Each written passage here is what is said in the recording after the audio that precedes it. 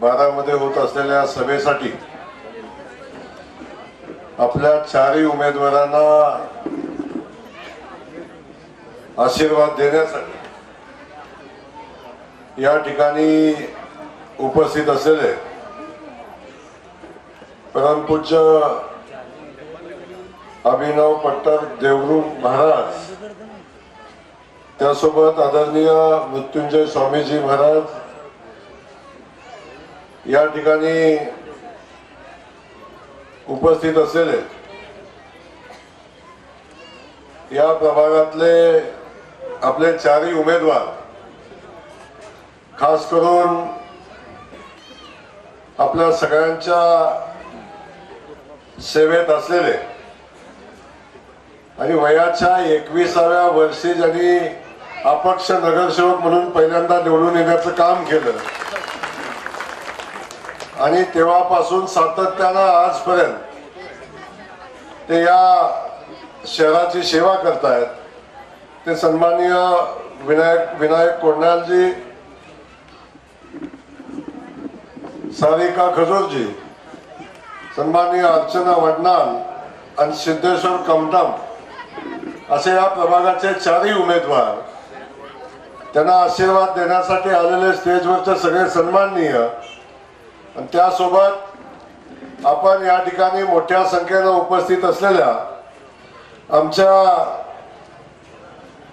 लाडक्या बहिणी, त्यासोबत मोठ्या संख्येने असलेले युवक बांधव, आता आपल्या सोलापूर महानगरपालिकेचं भविष्य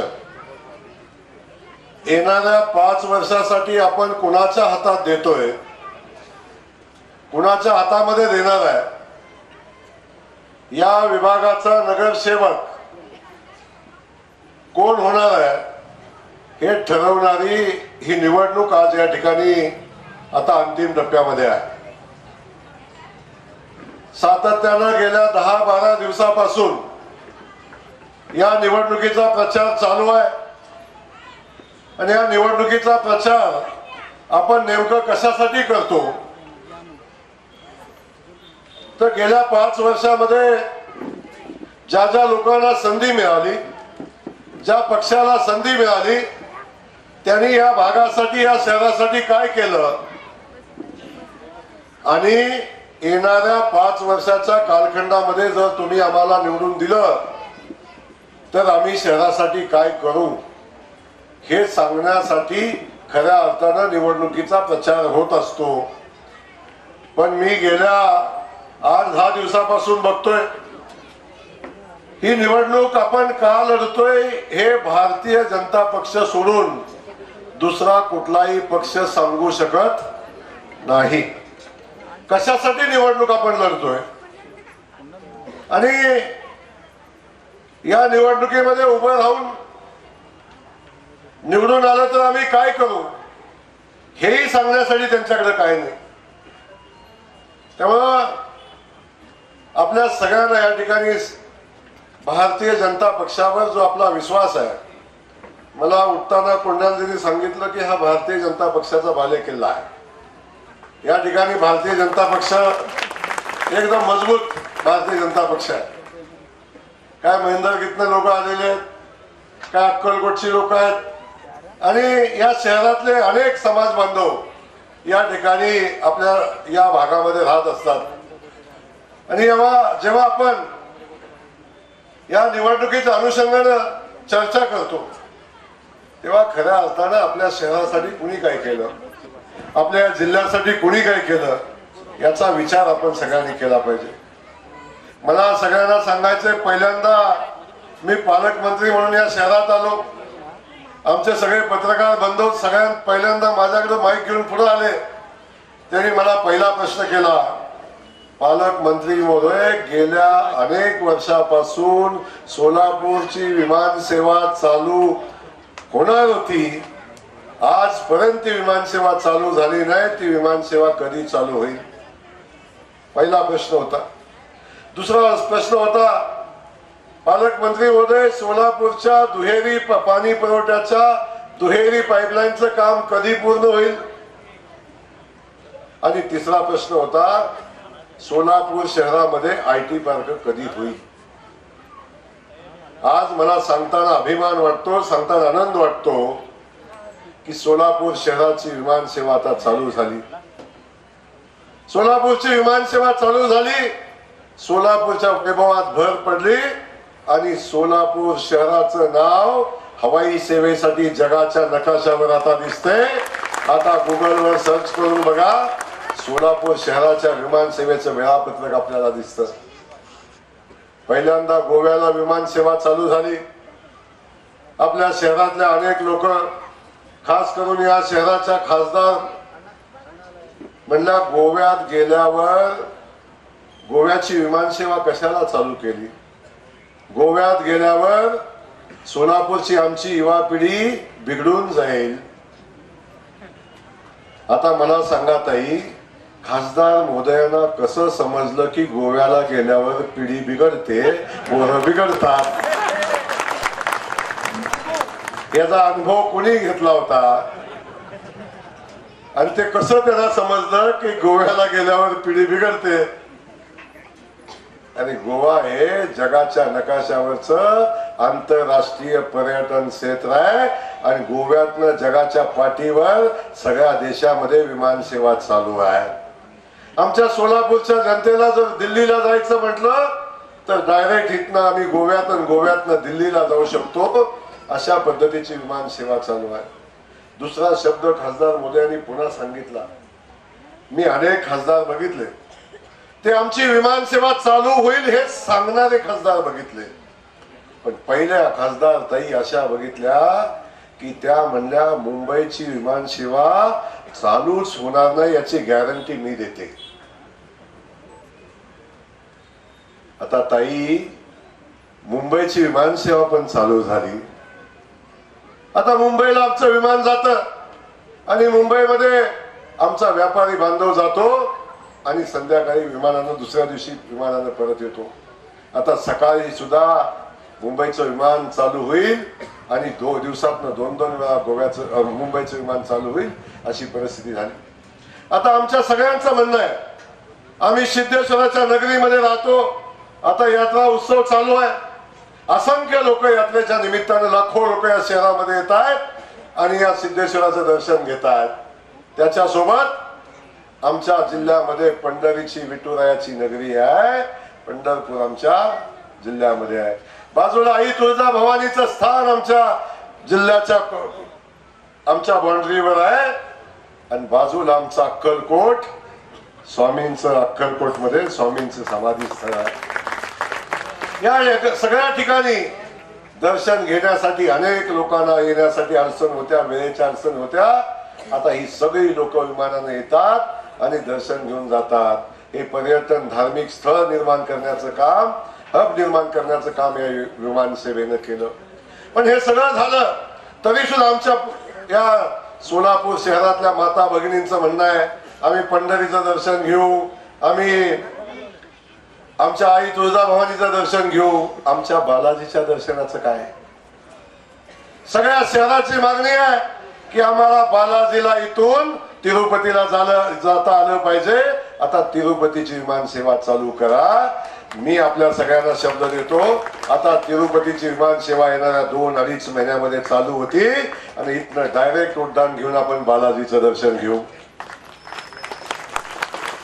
आणि बालाजीचं दर्शन घेतल्यावर पुन्हा कुठलं दर्शन घ्यायला लागतं आपल्याला? महालक्ष्मी कोल्हापूरचं दर्शन घ्यायला लागतं. आता बालाजीतनं डायरेक्ट कोल्हापूरला पण विमान आहे. त्यामुळं हे सगळी विमान सेवा चालू होईल.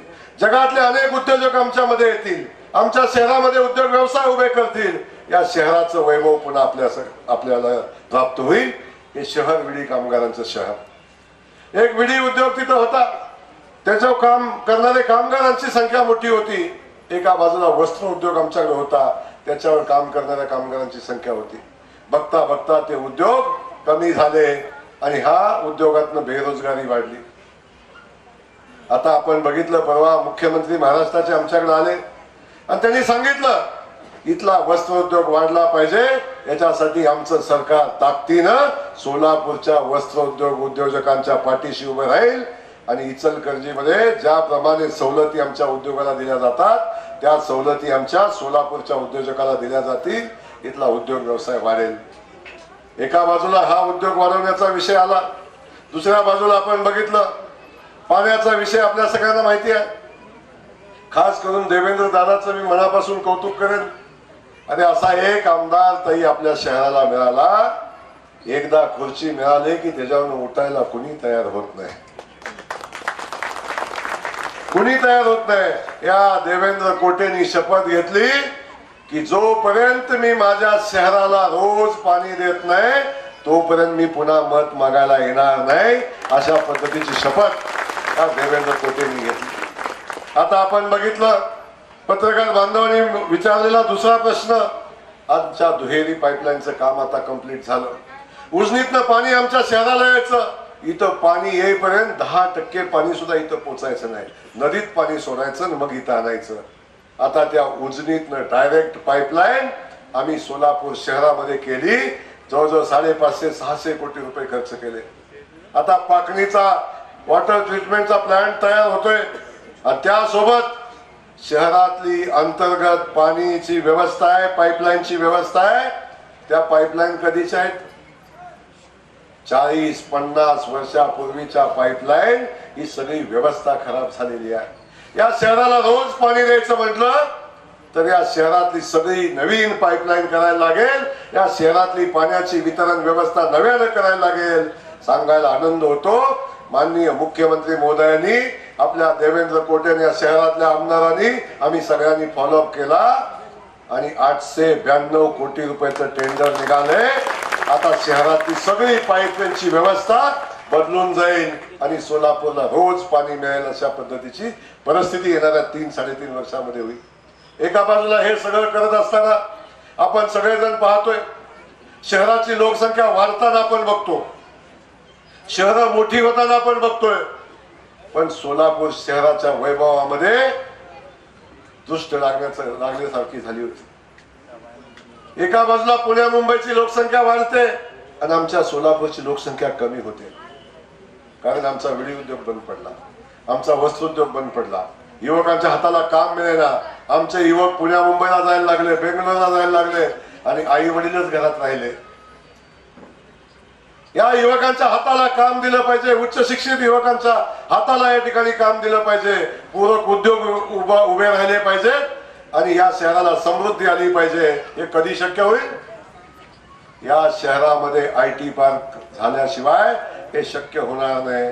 आपल्या सगळ्यांना सांगायला आनंद होतो की 6 महिन्यापूर्वी या राज्याच्या मुख्यमंत्र्यांकडे आम्ही मागणी केली आणि या सोलापूर शहरामध्ये IT पार्क झालं पाहिजे अशा पद्धतीची भूमिका आम्ही मांडली आणि आता सोलापूर शहराला 6 महिन्याच्या आत IT पार्कची जमीन फायनल झाली, IT पार्क मंजूर झालं आणि येणाऱ्या 6-6.5 महिन्यामध्ये या शहरातल्या IT पार्कचं काम प्रत्यक्ष चालू होईल आणि आमच्या सोलापूर शहराच्या वैभवामध्ये भर पडेल आणि सोलापूर शहर IT हब होईल. अशा पद्धतीचं सोलापूर शहर आता येणाऱ्या कालखंडामध्ये घडवण्याचा संकल्प आमच्या भारतीय जनता पक्षानं या राज्याच्या मुख्यमंत्र्यांनी केला आहे आणि ही सगळी कामं करायची असतील तर भारतीय जनता पक्ष हे काम करू शकतो, दुसरा कुठला पक्ष करू शकत नाही. आपल्या सगळ्यांना माहिती आहे समोर पक्ष येत आहेत, काय अवस्था त्या पक्षांची आहे. शिवसेना पुढे निवडणूक लढवते, शिवसेना निवडणूक लढवते, ना त्यांचा कुठला राज्याचा नेता इथं आला, ना सोलापूर शहरासाठी आम्ही काय करतो म्हणून सांगतोय, ना सोलापूर शहराच्या पाण्याबद्दल बोलतायत. राष्ट्रवादी काँग्रेस पक्षाची तीच अवस्था, एकही नेता आला नाही. त्यांना माहिती आहे, त्यांनी सर्वे केला, सोलापूर शहरामध्ये शिवसेनेचं खातं उघडणं मुश्किल आहे. राष्ट्रवादीची भवानी होणार नाही. अशा पद्धतीची परिस्थिती आहे आणि अशी परिस्थिती असताना कसे नेते येतील इथं म्हणून तर आले नाही. त्यांना माहिती आहे इथं वेळ वाया घालून उपयोग नाही. त्यामुळं आज आपल्या सोलापूर वासियांना मला सांगायचं आहे, आपल्या शहराचा विकास करण्याची क्षमता आणि ती धमक ही भारतीय जनता पक्षामध्ये आहे. देशामध्ये मोदीजींचं सरकार आहे, राज्यामध्ये देवेंद्र फडणवीस साहेबांचं सरकार आहे आणि जिल्ह्यामध्ये पालकमंत्री जयकुमार गोरे आहे तुमच्या पुढे उभा राहिला. माझा सवाल आहे, सांगा समोरच्या उमेदवारांनो तुम्ही कुठनं पैसे आणणार आहे? कुठून पैसे आणणार आहे? तुम्हाला सांगतो एक किस्सा. मी पहिल्यांदा पालकमंत्री झालो. पालकमंत्री झाल्यावर एक नगरसेवक, काही नगरसेवक माझ्याकडे आले. त्यांनी सांगितलं आम्ही नगरसेवक म्हणून काम करतोय. पालकमंत्री महोदय, 5 वर्षात माझ्या मतदारसंघात 1 रुपयाचं काम झालं नाही. पालकमंत्री महोदय, आता तुम्ही आलाय नव्यानं, तुम्ही तरी आम्हाला पैसे द्या, तुम्ही तरी आम्हाला निधी द्या. मी म्हणलं असं कसं काय होईल? म्हणले असंच झालं. म्हणलं तुम्ही कुठल्या निवडून आला? एक जण म्हटला मी MIM मधनं आला. आता म्हणलं तुम्ही MIM मधनं निवडून आल्यावर कसं काम होईल? अरे इथलं काम मुंबईत नव्हतं, हैदराबाद मधनं थोडी नव्हतं. दुसरा म्हणला राष्ट्रवादीत आला. म्हणलं तुतारी बंद पडली, आता कसं काय काम होईल? इथं काम करायचं असलं लक्षात ठेवा ताई, तर देशापासून, दिल्ली पासून, मुंबई पासून सोलापूर पर्यंत भारतीय जनता पक्षाचं सरकार आहे. आणि यावेळी या पक्षाच्या विचारासोबत राहिलो, भारतीय जनता पक्षासोबत राहिलो तर या शहराचा विकास होऊ शकतं, रोज पाणी येऊ शकतं आणि हे सोलापूर शहरातल्या जनतेला चांगलं समजते. इथं आलो, मला एक चिठ्ठी दिली. त्याच्यामध्ये सांगितलं सुनील नगर, कलावती नगर, संगमेश्वर नगर, विठ्ठल नगर आणि मुख्य भागात एक सभा मंडप पाहिजे म्हणून सांगितलं. बरोबर ना? सभा मंडप पाहिजे ना, सगळ्या ठिकाणी एक एक सभा मंडप पाहिजे. समोरचे उमेदवार उभे राहिले त्यांना माझा सवाल आहे, सांगा सभा मंडप कुठनं देणार? हा जयकुमार गोरे आपल्याला शब्द देतोय. जो सभा मंडपाचा शब्द माझ्या सहकार्याने दिलाय तो प्रत्येक सभा मंडप 1 वर्षाच्या आत बांधून नेण्याची जबाबदारी पालकमंत्री म्हणून जयकुमार गोरे इथं घेतोय. समोरच्या उमेदवारांना प्रश्न आहे माझा, तुम्ही कुठल्या पालकमंत्र्याकडे जाणार आहे? आणि ताई 3 वर्षाची 5 वर्षाची मुलगी जिला बोला येते ना, तिला जरी विचारलं ना इथला महापौर कुणाचा होणार आहे, ती म्हणते कमळाचा होणार आहे. आता 5 वर्षाच्या मुलीला कळतं नाही, ह्याला कळलं काय बोलू मी आता? मग इथंच महापौर जर भाजपचा होणार आहे, कमळाचा होणार आहे, तर मग तुम्ही काम कुठनं देणार आहे? एक म्हणतोय आमचे 5 येतील, एक म्हणतोय आमची 4 येतील आणि भाजप म्हणतोय आमचे 75 येतील. ही परिस्थिती तुमच्या सगळ्यांच्या समोर आहे. म्हणून माझं तुम्हाला सांगणं आहे, या सगळ्या परिस्थितीमध्ये आपल्या शहराचा, आपल्या गावाचा विकास करायचा असेल, जर आपल्या या भागामध्ये गार्डन उभी करायची आहे, कधी बगीचा उभा करायचा आहे, इथे एक दुसरा एक विषय आहे. सुनील नगर भागात हॉस्पिटल व गार्डनची मागणी आहे. आता सांगा समोर बसलेल्या उमेदवारांना कुठनं बांधणार आहे हॉस्पिटल, कुठनं करणार गार्डन? माझा विनंती आहे, आपण सगळ्यांनी या 4च्या 4 उमेदवारांना विक्रमी मतानं निवडून द्या. या भागात गार्डन साठी लागतील तेवढे सगळे पैसे मी DPDCतनं देईन, काळजी करू नका. या भागातलं घातलेलं आपण. आता तुम्ही म्हणणार एवढे पैसे कुठून आणतो? माझ्या DPDCचं बजेट आहे 1000 कोटीचा, 1000 कोटीचा. त्यामुळं या भागातला जो प्रश्न आहे तो प्रश्न आपण सोडवू. आणि खास करून सांगतो, जर तुम्ही या प्रभागातल्या 4 उमेदवाराला या शहरातल्या सगळ्यात जास्त मतानं निवडून दिलं ना, काय तुम्हाला सांगितलंय, सगळ्यात जास्त मतानं निवडून दिलं ना, तर या प्रभागाला 10 कोटी रुपयाचं बक्षीस मी देणार.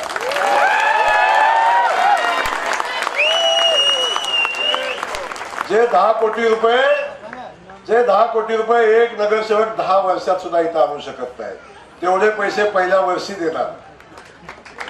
त्यामुळं आपण ताकदीनं या सगळ्या बांधवांच्या पाठीशी उभं राहण्याचा निर्णय आपण करा आणि यांना ताकदीनं निवडून द्या. आपण बघतो दिल्ली पासून, मुंबई पासून सगळ्या दोन्ही सरकार आमची आहेत आणि इथं बसलेल्या प्रत्येक नागरिकाला कुठल्या नाही कुठल्या योजनेचा लाभ आमचं भारतीय जनता पक्षाचं सरकार देतं. मागच्या विधानसभेच्या निवडणुकीच्या अगोदर आपण सगळ्यांनी बघितलं एक लाडकी बहीण योजना आणली. लाडकी बहीण योजना आणली आणि ही लाडकी बहीण योजना आली निवडणुकीच्या आधी या भागातल्या खासदार महोदय आल्या. त्यांनी सांगितलं लाडकी बहीण योजना म्हणजे जुमला आहे, ही निवडणुकीपुरती आहे, निवडणूक झाली की बंद होईल. त्यांचं बंद होण्यावर जास्त लक्ष असते खासदार मोदयांचं. कधीतरी ताई चालू करायचं बोला ना काहीतरी. म्हणजे लाडकी बहीण योजना बंद होणार आहे. माझा लाडक्या बहिणीला सवाल आहे, तुम्ही सांगा लाडकी बहीण योजना बंद झाली का हो? झाली का बंद झाली? अरे माझ्या बहिणीला स्वतःच्या पायावर उभं करायचं, सन्मानानं उभं करण्याचं काम कुणी केलं असेल तर आमच्या देवाभावाने केलं. लक्षात ठेवा. सख्या भावाला सुद्धा आमच्या बहिणी राखी बांधायला जातात, वर्षातनं एकदा जातात. किती वेळा जातात? वर्षातनं एकदा सख्या भावाला राखी बांधायला जातात. तेव्हा सख्खा भाऊ सुद्धा ताटात 100 रुपये टाकताना 3 वेळा बायकोकडे बघतो आणि बायकोनं मान हलवली तरच ताटात टाकतो, नाही तर पुन्हा खिशात ठेवतो. खरंय का खोटं आहे सांगा? खरंय का खोटं आहे? अरे तुमचा देवा भाऊ तुमच्या खात्यावर महिन्याला 1500 रुपये पाठवतो. लक्षात ठेवा, 1500 रुपये पाठवतो. तो देवा भाऊ तो भारतीय जनता पक्षाचा मुख्यमंत्री आहे, कमळ चिन्हावर मुख्यमंत्री झाल्यात. म्हणून माझ्या बहिणीला महिन्याला 1500 रुपये ते पाठवतात. अरे काय बहिणीला आमचा सन्मान होता सांगा? 100 रुपये लागलं तरी मागून घ्यायचं इकडून. 100 रुपये घेताना सुद्धा किती भाव मारायचं कडे हो. आणि 100 रुपये मिळालं तर 10 वेळा कुठं घालवलंस, किती राहिलं, कुठं गेलं याचा हिशोब 10 वेळा गडी मागायचं. आता हळूच म्हणतात तुझ्या खात्यात आहे ते का ग काय? खरंय का खोटं आहे? मी उगाच भाषण म्हणून बोलत नाही, मी भाषण म्हणून बोलत नाही. खरंय का खोटं आहे? अरे हा सन्मान माझ्या बहिणीला देवाभाऊने दिलाय. लक्षात असू द्या, त्या देवाभाऊचं कमळ आहे, त्या देवाभाऊचं कमळ आहे. विसरू नका त्या कमळाला. अरे जी जी योजना आज चालू आहे, आमची एखादी भगिनी आजारी पडली, आमचा एखादा भाऊ आजारी पडला, 5 लाखापर्यंत उपचार मोफत होतात. 5 लाखापर्यंत उपचार मोफत होतात. खिशात पैसा असो नसो, हॉस्पिटलमध्ये गेला आयुष्यमान भारत मधनं, महात्मा फुले जन आरोग्य योजनेतनं 5 लाखापर्यंतचा उपचार होतो. अरे आमची बहीण बाळण झाली तरी तिच्या सगळ्या बाळणपणाचा खर्च आमचं सरकार करतं. आमचा देवाभाऊ आमचे मोदीजी करतात. हे आमचं सरकार आहे, सामान्य माणसाचं काळजी घेणारं सरकार आहे, आपल्या सामान्य माणसाच्या पाठीशी उभं राहणारं सरकार आहे. आपण पाहिलं रेशनिंगच्या दुकानात आपण जातो. 8 वर्षापूर्वी रेशनिंगच्या दुकानात गेला तर पैसे घेऊन जायला लागायचं आणि येताना मोजका माल मिळायचा. 8 वर्ष झालं रेशनिंगच्या दुकानात आता मोकळ्या हाताने जायचं आणि येताना पोतं भरून धान्य घेऊन यायचं. वज येतं का? वज उचलतं का? एवढं धान्य मोफत देण्याचं काम आमचं भारतीय जनता पक्षाचं सरकार करतंय. आपले मोदीजी करतायत. आपल्या सगळ्यांचा सन्मान. एका बाजूला विकास होतोय, IT होतोय, विमान होतोय, एका बाजूला आमच्या सामान्य माणसाचा विचार सरकार करतंय. का आजपर्यंत सरकार नव्हतं? आजपर्यंत पंतप्रधान नव्हते. दिलं कधी मोफत धान्य? कुणी दिलं? कुणी बहिणीच्या खात्यावर पैसे? हे सगळं याचं यांच्या खिशात जायचं. मोदीजीने सांगितलंय ना खाऊंगा ना खाने दूंगा, खाएंगे तो हमारी बहना खाएंगी, हमारी जनता खाएंगी. आणि भूमिका घेऊन सरकार काम करते. तेव्हा माझी विनंती आहे, अशा सरकारच्या पाठीशी आपल्याला ताकदीने उभं राहायला लागेल. अशा भारतीय जनता पक्षाच्या पाठीशी ताकदीने उभं राहायला लागेल, जो आपल्या शहराचा विकास करतो, जो आपल्या पाठीशी उभं राहतो, जे आपल्या संकटात उभं राहतो. करोना आला तरी भारतीय जनता पक्ष आपल्या पाठीशी उभा राहतो. पण माझी विनंती या निमित्तानं आपल्याला आहे, या शहराच्या विकासाचा संकल्प करून भारतीय जनता पक्ष काम हा एकमेव पक्ष भारतीय जनता पक्ष आहे की जो विकासाचा अजेंडा घेऊन चालला आहे. काही जण म्हणतात आमची लाज वाचवायसाठी तरी 2-4 सीटा निवडून आल्या पाहिजेत. आता कुणाची लाज वाटायसाठी शहराचं वाटोळ करून चालेल का हो? कुणाची लाज वाचवायसाठी? या शहराच्या विकासाचा जे काम आहे जो करेल पाठीशी उभं राहिलं पाहिजे. आज मी सांगेन, परवा दिवशी आपले देवाभाऊ आले आणि देवाभाऊ आले, सिद्धरामेश्वराचं दर्शन घेतलं, आशीर्वाद घेतला आणि त्या सिद्धरामेश्वराच्या साक्षीनं देवाभाऊनी सांगितलं की या शहराला काही कमी पडू देणार नाही. हा देवाभाऊचा शब्द आहे. ही भूमिका घेऊन आज देवाभाऊ आपल्या पाठीशी आहेत, महाराष्ट्राचे मुख्यमंत्री आपल्या पाठीशी आहेत. पण माझी विनंती आपल्याला आहे की या परिस्थितीमध्ये आपण सगळ्यांनी ताकदीने भारतीय जनता पक्षाच्या पाठीशी उभं राहिलं पाहिजे आणि कमळ चिन्हाच्या समोरचं बटन 15 तारखेला दाबलं पाहिजे. आता सिद्धरामेश्वराचं यात्रा चालू आहे. आपण सगळेजण सिद्धरामेश्वराचं दर्शन घेतोय. आलोसर लिंगाचं दर्शन आता घ्यायचं चालू आहे आणि हे सगळं दर्शन घेताना बघा शहराचा झालेला विकास आपण सगळेजण बघाल. चौक चौक बघितलं असतील, सगळ्या चौकात जाऊन बघा, सगळ्या चौकाचं सुशोभीकरण झालंय. मी सकाळी गेलो एका ठिकाणी, देशाला स्वातंत्र्य मिळवत असताना महात्मा गांधींच्या चळवळीमध्ये आपल्या शहरामध्ये खूप मोठी चळवळ झाली आणि त्या चळवळीमध्ये या शहरातल्या हुतात्म्यांना इंग्रजांनी फाशी दिली आणि फाशी दिल्यानंतर त्यांचं स्मारक या चौकामध्ये आपण बघितलं केलं. त्यांच्या पराक्रमाला साजेच असं स्मारक करावं असं कधीही आजपर्यंत कुणाला वाटलं नाही. या शहराचे मुख्यमंत्री झाले, या शहरातले खासदार झाले, 5-5 वेळा महानगरपालिकेचे महापौर पक्षाचे झाले, परंतु त्या हुतात्म्याचा सन्मान करायला मोदीजींना स्मार्ट सिटीची योजना आणायला लागली.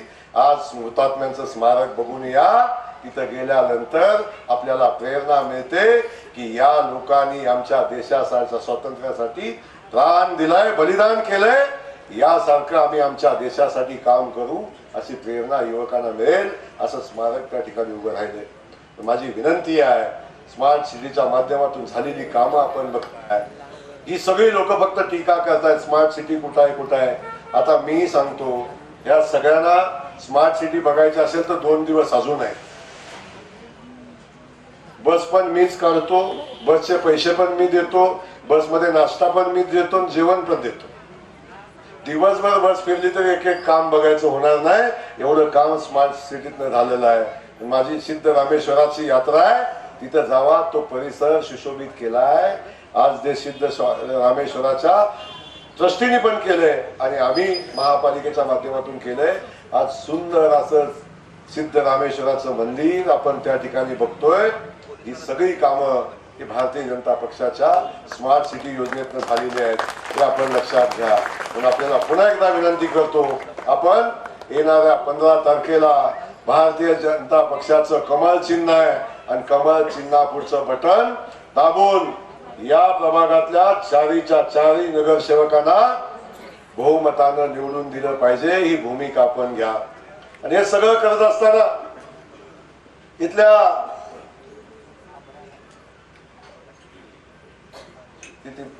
मगाशी आपल्या इथल्या कुणाचे इथल्या अनेक आमच्या बांधवांनी जमिनी खरेदी केल्या आणि त्या जमिनी खरेदी केल्या स्टॅम्प पेपरवर, परंतु आजपर्यंत त्याचा दस्त झाला नाही आणि त्याचं प्रॉपर्टी कार्ड आपल्या नावावर झालं नाही. ही परिस्थिती आहे. म्हणून आपल्या या सगळ्या बांधवांना मी सांगतो की आपल्या सगळ्यांचं प्रॉपर्टी कार्ड काढण्यासाठी जी लागेल ती मदत या जिल्ह्याचा पालकमंत्री म्हणून मी करेन आणि आपल्या सगळ्यांना महाराष्ट्र सरकारकडून न्याय देण्याची भूमिका या निमित्तानं घेऊ, अशा पद्धतीची भूमिका या निमित्तानं मांडतो. आणि आपल्या सगळ्यांना मनापासून आपण 10 वाजल्या तरी सुद्धा आपण एवढ्या मोठ्या संख्येनं थांबलाय. आमच्या बहिणी सगळ्या थांबलेल्या आहेत. सगळ्यांचं मनापासून धन्यवाद व्यक्त करतो. पुन्हा एकदा विनंती करतो, कमळाला विसरायचं नाही. धन्यवाद. जय हिंद, जय महाराष्ट्र.